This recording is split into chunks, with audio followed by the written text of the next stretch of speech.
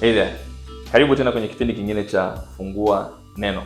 Kipindi cha Fungua Neno ni kipindi ambacho tunakuja pamoja kama watu ambao tunampenda Mungu, watu ambao tunatarajia ujio wa Bwana wetu Yesu Kristo.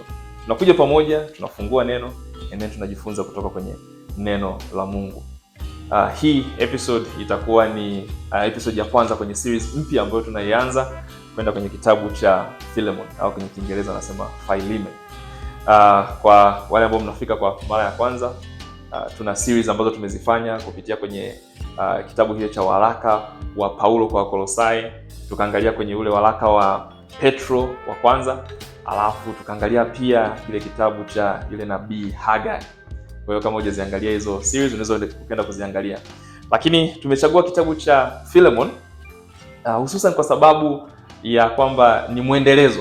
Philemon ni kama kitabu cha mwendelezo wa waraka wa Paulo kwenda kwa Wakolosai.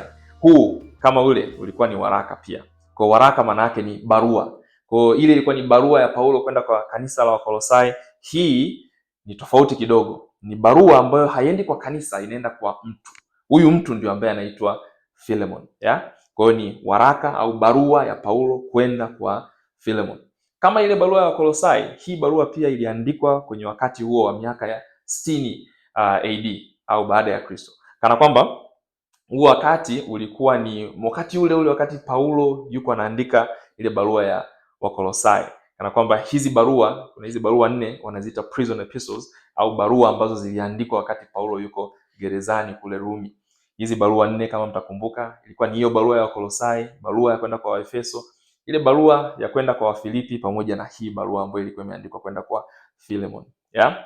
Kwa hiyo kama unakumbuka kwenye ile series ambayo tuliangalia kwenye upande wa barua ya kwenda kwa Wakolosai, Paulo alikuwa anawaandikia Wakolosai kule mwishoni kwenye sura ya 4, akamtaja huyu kijana anaitwa Onesimus, ya? Akasema huyu kijana akamwandikia kwamba jamani, mpokeeni anakuja, ni mmoja wenu mnamfahamu. Kwa hiyo hii barua ndio ambayo inaendeleza ile story ya kuhusu huyo Onesimus. Kwa hii barua tunaona kwamba hapa kwenye mstari wa kwanza na sura ya kwanza tunaambiwa ni Paulo ndio aliyeandika. Ndio inavyoanza, Paul, a prisoner of Christ. Paul ndio ambaye ameandika, ya? Mwandishi alikuwa ni huyu mtume Paulo. Kwa hiyo yule mwandishi ambaye aliandika waraka wake kwenda kwa Wakolosai ndio aliyeandika huu waraka kwenda kwa Philemon, ya? Uzuri wa hichi kitabu ni moja vile vitabu ambavyo ningewatia moyo kwenda kukisoma. Unaweza ukakaa dakika 5 ukaisoma ukaimaliza. Ina sura moja tu. Ina sura moja, ina mistari 25. Kwa hiyo it's a very easy read. Ni kitu ambacho unaweza ukakaa tu ukakisoma ukakimaliza, ya? Dhumuni la Paulo kumwandikia huyu bwana Philemon lilikuwa ni moja tu. Alikuwa anaandika kwa niaba ya Onesimus. Alikuwa anaomba kwamba huyu Onesimus, ambaye Onesimus kama tutakumbuka alikuwa ni mtumwa kwa Philemon, anamuomba kwamba jamani, huyu Onesimus amekuja kwangu, tumeonana, nimemtangazia Injili, nimemhubiria hizi kweli kuhusu Kristo, kwamba Kristo Yesu alikuja kweli, alikuja kama mwana wa Mungu, akaishi maisha matakatifu, akafa kifo cha mtenda dhambi, alafu akafufuka ile siku ya 3 ili kwamba dhambi za wote ambao wanamwamini Yesu Kristo wasamehewe. Hii Injili, huu ujumbe ambao ndio ujumbe wa kuwaweka mateka huru. Huu ndio ujumbe wa Injili ambao tunaongelea. Hizi ndio habari njema.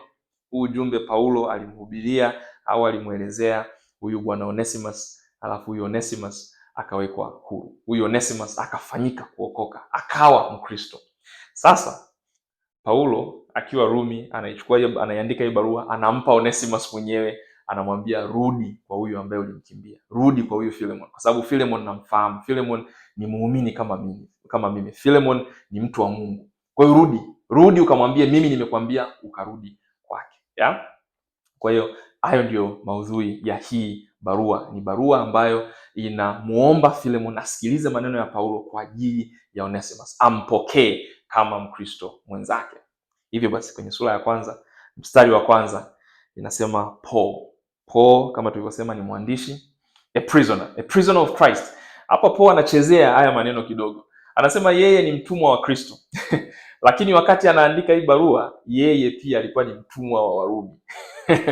kana kwamba yeye amefanyika kuwa sio mtumwa tu, tena ni mfungwa. Anasema yeye ni mfungwa wa Kristo, a prisoner of Christ, sio tu a slave. Anasema ni a prisoner of Christ, kwamba yeye ni mfungwa wa Kristo. Lakini maneno yake hapa anavyoyaweka, unaweza ukaelewa kama yeye ni mfungwa kwa ajili ya Kristo, yaani kwamba kufungwa kwake kumetokana na yeye kumfuata Kristo. Anasema kwamba Christ Jesus and Timothy our brother. Anasema hii barua wakati anaiandika alikuwa anaiandika akiwa na huyu Timothy ambaye ni ndugu yao. Anasema our brother, unawaza inakuwaje hao walikuwa na undugu? Hapana. Walikuwa wana undugu wa damu na nyama, lakini walikuwa na undugu katika imani.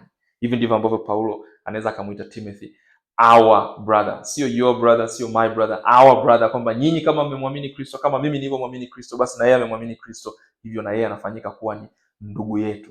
Anamkumbusha huyu Philemon kwamba hii tulionayo ni familia ya Mungu. Sisi tumefanyika kuwa wana wa Mungu. Ndio Mtume Yohana anavyoandika, tazama ni pendo la namna gani alilotupa Baba kwamba tuitwe wana wa Mungu, na ndivyo tulivyo, kwenye ule waraka wake wa kwanza kwenye sura ya 3 na mstari wa 1.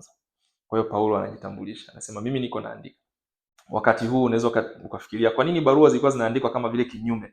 Tumezoea sisi unaanza kwanza kwa kuandika kuhusu yule unayemtumia, alafu mwishoni ndio unakuja unaandika hii barua imetoka kwa nani. Lakini nyakati hizo, kwa sababu ya jinsi ambavyo materials zilivyokuwa, na kwamba sehemu ambazo zinakuja kuandikwa au sehemu ambazo zinakuja kufunguliwa sehemu za kwanza ni huku mwanzo wa barua. Kwa hiyo baada ya kusubiria mpaka mwishoni kujua ni nani ametuma barua zilikuwa zinaandikwa kwamba unaanza na yule mtu, unaanza na kujitambulisha wewe, alafu ndio unaendelea kumaddress. Tutaona jinsi ambavyo anamuaddress kwenye sura ya kwanza kipengele cha 2. Kwa hiyo tunaanza, hii ni barua ya huyu Paulo kwenda kwa bwana Philemon. I really hope kwamba ukianza kusikiliza na ukifuatisha haya mafunzo kupitia hiki kitabu cha Philemon, na wewe kama vile ambavyo Paulo alimhubiria Onesimo, na wewe utakuwa encouraged. Utaona ule umoja ambao tunao kama Wakristo. Utaona jinsi ambavyo hii habari ya Injili inatutoa kutoka kwenye ulimwengu wa giza kutuweka kwenye ulimwengu wa nuru.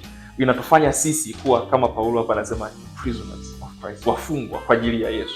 Kwamba chochote kijacho tunaweza kupokea, tunaweza kupatia mudu. Kwa nini? Kwa sababu tuko na Yesu Kristo. Amen.